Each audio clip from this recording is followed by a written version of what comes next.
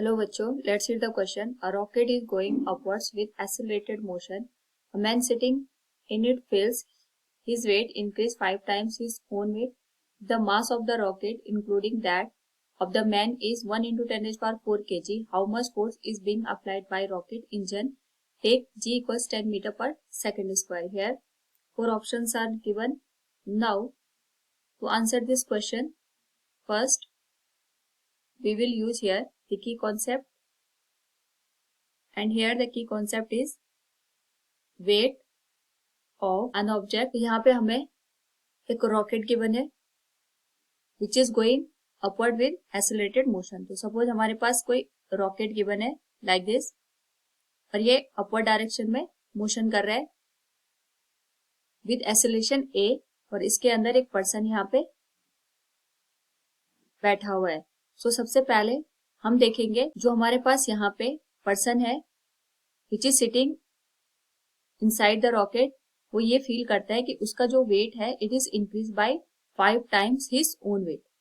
तो यहाँ पे अगर हम ग्राउंड के रिस्पेक्ट में देखेंगे तो जो ये रॉकेट है इट इज गोइंग अपवर्ड, साथ में जो ये पर्सन है इस पे डाउनवर्ड डायरेक्शन में यहाँ पे mg फोर्स लगेगा due to the gravity. Now अगर हम यहाँ पे रॉकेट के फ्रेम ऑफ रेफरेंस से देखेंगे तो here a pseudo force will act, और जो इसकी डायरेक्शन होगी इट विल बी डाउनवर्ड, क्योंकि रॉकेट हमारे पास अपवर्ड चल रहा है तो जो सूडो फोर्स की डायरेक्शन होगी it will B downward.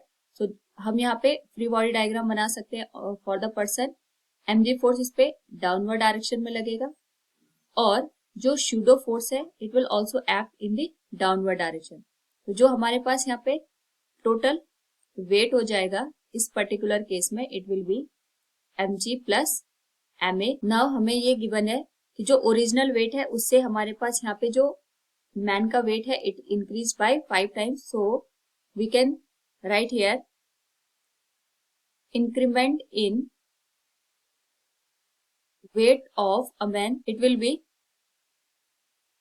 mg plus ma minus mg उसका ओरिजिनल वेट था और हमें क्वेश्चन में गिवन है it is 5 times of its original weight, that is mg.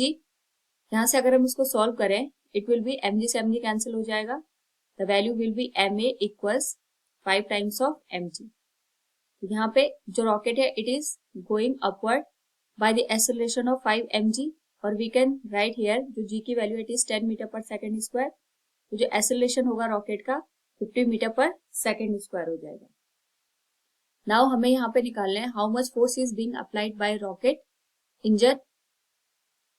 सो यहाँ पे जो एक्सेलरेशन है वो 50 मीटर पर सेकेंड स्क्वायर आ गया. So we can say here the force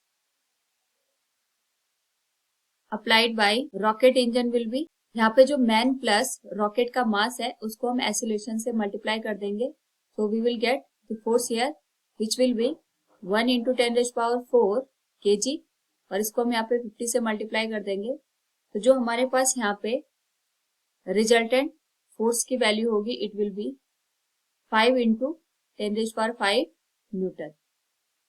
so we will get here the total force as 5 into 10 raised power 5 Newton. So from the given question we can say here how much force is being applied by the rocket engine. It will be 5 into 10 raised power 5 Newton. Option B will be the correct answer. Hope all you understood it. Thank you and best of luck.